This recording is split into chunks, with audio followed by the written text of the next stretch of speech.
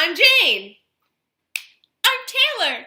Woo! Where did she come from? Where did I go? Where did I come from? Cotton Eye Joe. Today, on To All the Flicks I've Loved Before, for a special spoopy Halloween episode, we are discussing the romantic yet witchy classic, Practical Magic. You covering my face with your dress is not magic. Peekaboo. So Taylor, what were your immediate thoughts on the film? It was so good. So I've never seen it before. I had seen it. I love this movie. It's a feminist masterpiece. You were a little hesitant at first, like early on. You were like, And what I mean by that is that, like, woman who comes into the house towards the beginning of the film, she's like, oh, I just want this man to love me. I didn't like that part. It does start off in a very, like, all of these women want men a lot. Yeah, kind of but then vibe. that completely goes away.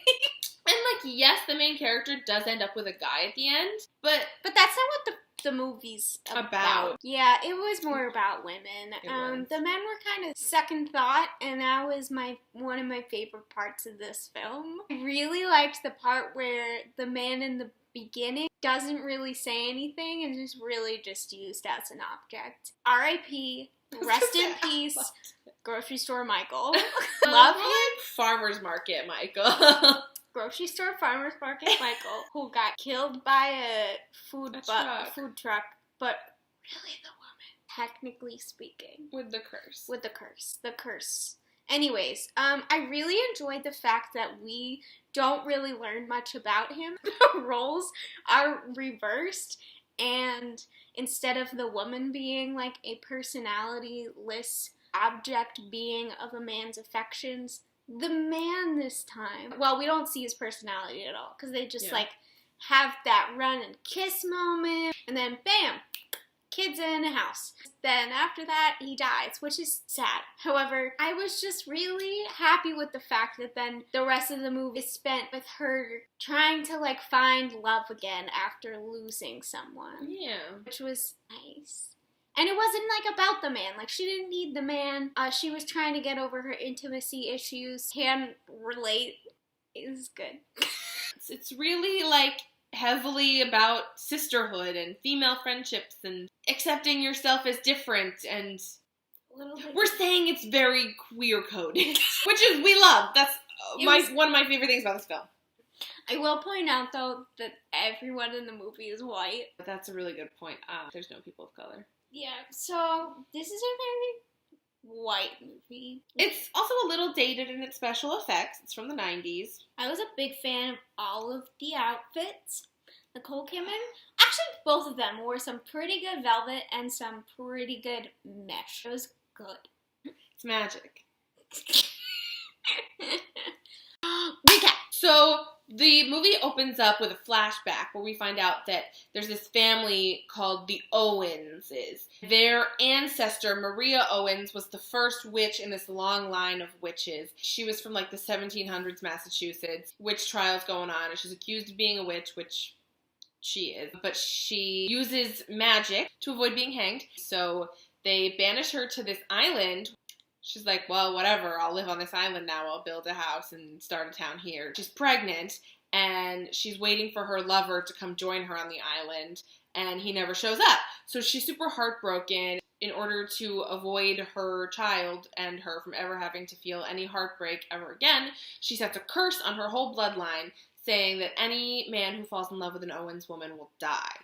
Cut to hundreds of years later, we have a young, like 10-year-old Sandra Bullock and Nicole Kidman. Their names are Sally and Jilly, and they're two sisters, and their father dies because of the curse, and their mother dies of heartbreak because of that. So the two of them go to live with their magical aunts in this house, and they're probably gay. Yeah, you never see the aunts with men. They say that they, like, have had relationships, but... So they are raised by their two aunts in this house with lots of witchcraft and magic. They grow up to be Nicole Kidman and Sandra Bullock, as I said before. Nicole Kidman is really free-spirited, and she wants to get off the island, so she, like, gets engaged to a guy and goes off with him, and she breaks up with him very soon after, and then, like, starts dating a long series of men. Sally, Sandra Bullock's character, stays on the island with her aunts, and she's really resentful of all the magic they do. I forgot a really important detail. She's really freaked out by what happened to her parents, and she sees a lot of women coming to her aunts for love advice, and they all seem really torn up and heartbroken. She casts this spell to make it so that she'll never fall in love. She dreams up a man who has all these qualities that she thinks are really impossible to come by, and casts a spell saying that the man who can flip pancakes perfectly, has a favorite shape that's a star, and has one green eye and one blue eye, that would be the man that's my soulmate. And then she sends that off into the universe thinking that that man doesn't exist, so she'll never have to deal with love in her life. Years later, her aunts see her, like, making eyes at a cute grocery store guy in town, and they're like, this girl needs to get laid. Send her a little magic to, like, get them together, and the two end up falling in love and getting married, and they have 2 kids. And then the curse comes for him, and he dies. And she's super heartbroken, as anyone, would be when your spouse dies.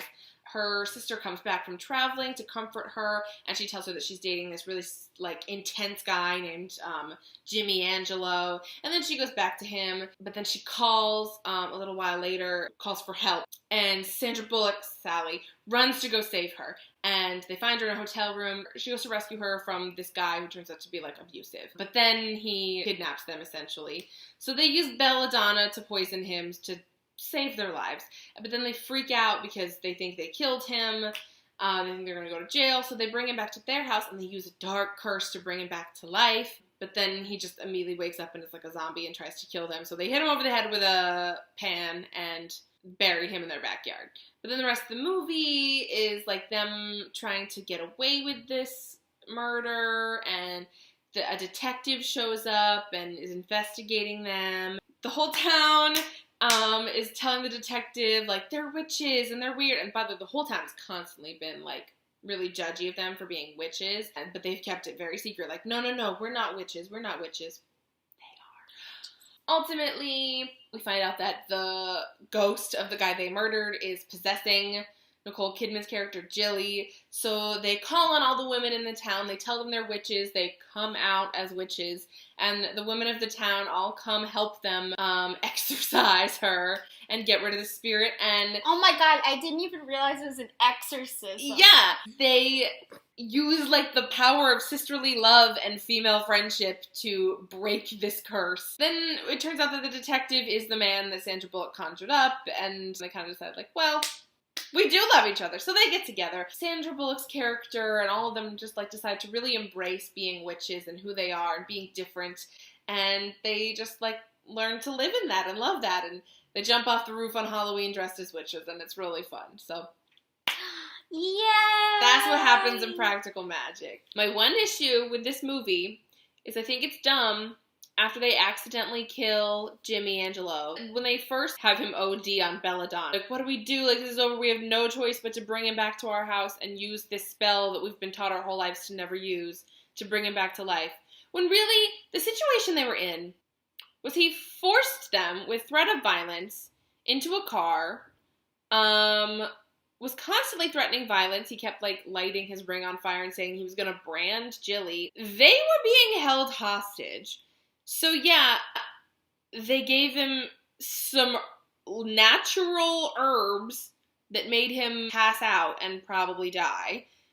But you could go to the police with that situation and be like, he was holding us hostage, we accidentally killed him, and probably get away with it. Like, I didn't think they were freaking out over nothing, I thought at first. That's my one issue with it. There's little defense for this plot device. However, there would not have been a conflict the rest of the film you're right. if they had just, like, let him be dead. So I also love that he tried to be the man who was, like, protecting them. Like, he went with his gun to be like, I'll save you. And then the women were like, you're an idiot, like, you can't handle these forces, and then he had to go away and they had to solve it themselves. Like, no man had to save them ever in this movie. There was, like, a reverse Bechdel test where there had to be 2 men conversing.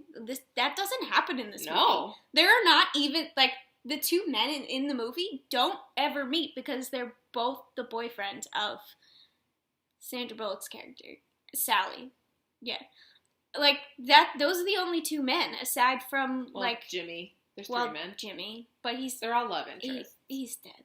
But they're all, useless love interests. Yeah. They're always an afterthought, aside from, the abusive relationship. But, the focus on that relationship is, the abuse and how it's bad. The one scene where they're in the motel room or the hotel room, and she says she needs to go to the bathroom, and he's like, oh, why don't I come with you? And you see her, being uncomfortable, and I feel like that was the first sign, this is going to turn abusive, because he, can't take no for an answer. Yeah. Also point out, when she goes home to visit her, that she actively has to, drug him with belladonna so that she can have, time to herself. And he doesn't let her, see other people. He lets her interact with him. And so she's, active. And the sister, Sally, says, don't you think it's a little weird that you have to drug your boyfriend just to, get a little shut-eye? Don't you think that's problematic? And she's kind of yeah. And she doesn't realize it yet, but then later on she's like, ah, man, you're right. And it's... But maybe she had tried to leave before and couldn't. There's no necessary evidence of that, but it I feel like some time passes before Jillian calls her on the phone and is like, you need to help me escape now. So it kind of feels like maybe she's tried to leave before and has not told anyone. I mean, the moment when he comes back in the car after he's stopped to go to the bathroom, and he gets back in and he starts being really violent with her, she kind of holds his face and is like, look at me, I love you, I'll go with you, just take me. Seemed kind of like it was a thing they've done before, him getting violent and her just being like, look at me, we love each other, we're gonna be together forever, it's fine. As a defense mechanism. Yeah. Although, the whole time she was doing that, I thought that she was trying to make the curse work by saying that she loved him to kill him, but that when he was attacking her in the car and she started saying I love you, I love you, I love you, I thought she was trying to use the curse to kill him. Oh, that's a good theory. To all the theories I've loved before. Because he would have died before if she actually loved him. Scientific name Death Watch beetle would have come before if she had loved him. In order for the family tree to be going on as long as the Death Watch beetle only comes after you're married and have had 2 daughters, one with brown hair, one with red hair, because there's we see now 3 generations of sisters. We assume Sandra Bullock's red-haired mother had a brown-haired sister, but we never meet her. Yeah. I mean, they never mentioned her existing, but she exists, right? But yeah, all of the generations that are characters really in this movie are 2 sisters, one with dark hair, one with red hair. So. And bangs. Because it's quirky. So, I don't watch horror movies, but I do know that it's a trope that, the slut dies first, the slut. Because, there's the whole virgin whore thing that goes on in horror movies. And they kind of, reverse that trope by having, it's still not great that she was the one who was possessed. However, you think she's gonna die, and you're like, the whore always dies. But she lives. I think... I don't know if that was, on purpose, but they ended up, flipping that trope. I always kind of thought of her being possessed by him as more of a continuation of, the metaphor of, the consent in their relationship, and that it was very much she didn't consent to him being a part of her life, and yet he is. I also think her kind of going from, guy to guy, not really having a serious relationship, was her being afraid of the curse. Yeah. And then she says when she's with Angelo, I'm with him because he's so strong the curse can't get him. So, I mean, I guess ultimately he did die because of the sisters, but did he really love them? Because you only die if you love them. What's her name? Jillian is very sexually promiscuous, but they never like frame her as a slut. They all are. The like aunts too. They like talk about They're how all like promiscuous, except for Sally, but she's kind of like a goody two shoes, but not really. She's more like afraid of like love. I think. love her. I love Sally. She's Sally so- Owens is my hero. She's so complex. It's like she's in the beginning afraid of love because of the curse, and then she finds love and accepts it. Clearly, like breaking through whatever intimacy issues she might have had. And then I guess she was kind of afraid to love again after it. Mm-hmm. So it's not even like she was not promiscuous. It's more like her husband died, and there was no opportunity for her to be promiscuous. And we also don't really see her when she's a teenager or anything, so we don't know. She could have been. Yeah. But all of the women in this film are solidly like promiscuous without being shamed for it ever. Yeah. Jilly comes back and she goes to the PTA meeting and they're all kind of like judging her for having tattoos. Their judgment of them is never about their like sexual activities. Their judgment of them is purely to do with their witchcraft, and even when they like reveal that their witchcraft is real, all of them are like, well, thank God, we've just been waiting for you to tell us. Yeah. It's just that they thought they were keeping this secret that they thought was like strange that they wouldn't just like tell them because like magic's cool. I think they reframe love as being like a positive thing for women, rather than it being like just about attaining a man or like having a man to protect you. It was more about like the actual romantic love. Yeah. It didn't even. This was the 90s, so of course it was heteronormative, but like they could have had a woman in there. It could have been like two women, and it still would have just been like about the love. Yeah. Instead of the person she's in love with. Because again, we don't really learn that much about the detective either, other than he fits her criteria of her spell. Yeah. He's nice to her, but we don't really totally see the relationship develop. It kind of just happens. But it was really to show that, like, she was happy from these relationships, adding to her life rather than becoming her entire life. Because, like, the grief that she experiences is, like, grief that anyone would experience if their spouse died. It's also a really good thing about, like finding joy and still having your children. Like, not to be, like, women should be around for motherhood, but they had this, like, story about how when their father died, their mother died of a broken heart, and they were always they felt betrayed by that. So when Sally's husband dies, her daughters are kind of like, Mom, we need you. And her sister gives her a pep talk of, like, you still got girls here. You still have something to live for. And ultimately, like, she's like, yeah, men aren't the only thing in the world. And she then writes this long letter to her sister about how she still wants love in her life. Like, that's her thing that keeps her going. It's never like she's searching for love. It's more of, like, learning to accept it. It was more about human connection rather than, like, specifically a man being there. It was a nice, like, feminine take on romance.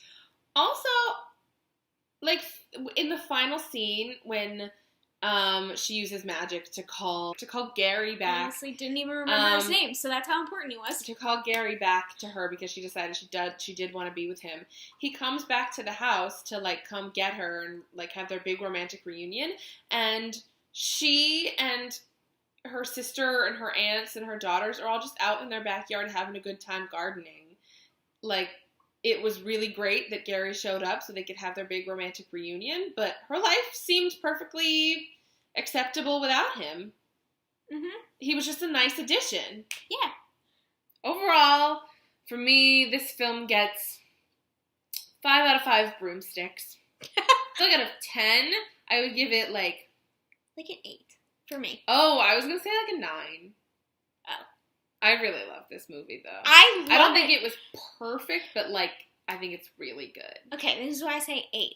Because the stuff at the beginning, that's pretty much it. Oh. And because it's all white people still. And all of them are attractive white people. It's a very stark contrast. Like, the beginning's like, we love men, we want men, everything about men. And then suddenly the two sisters, they grow up and it's like no one cares anymore. Yeah.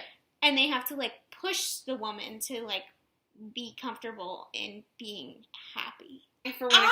I felt like for the 90s, it did very well. Because although the fact that everything's queer-coded and clearly should have just been a queer movie, but aside if it were made today. If it were made today, all the witches would have been lesbians or at least bisexual.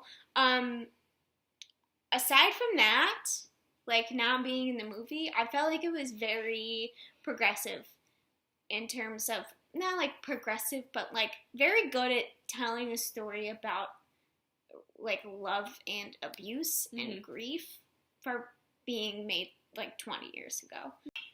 This has been To All the Flicks I've Loved Before! I'm going to get out of the shot. To all the flicks I've loved before. Flicks. Flicking magic.